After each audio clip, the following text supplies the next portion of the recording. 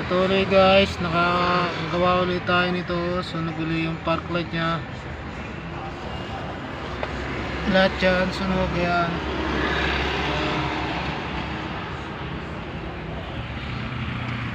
Wiring ulit tayo. Ayan, kalasan dashboard yan.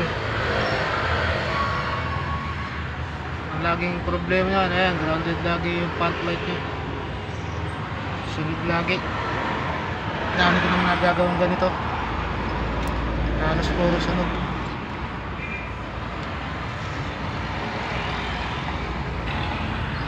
Yan guys, re-repair na rin natin siya ngayon.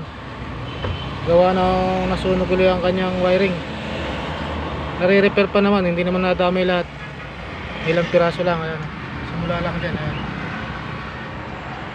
Kaya lang naman nire-repair natin hanggang dito. Hanggang doon sa may fuse box. Guys, so guys, yan, pag dugtong-dugtong na natin siya. Madali naman siya idugtong kasi original naman ang wiring niya. At magkakaiba sila ng kulay.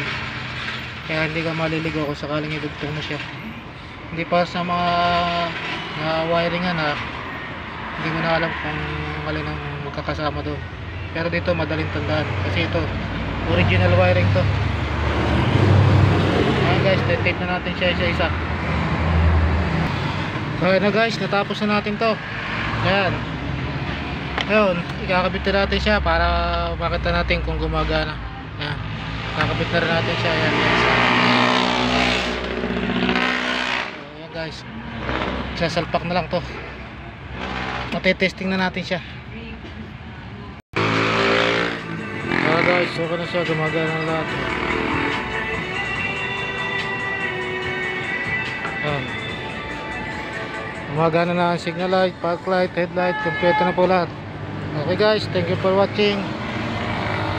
Yan po nagiging dahilan kaya walang hazard kanina. Yan, sunog po ang wiring, grounded po ang linya nya, kaya wala tayong makakuha kundi yan ang buklatin ng wiring nya. Okay guys, thank you for watching po.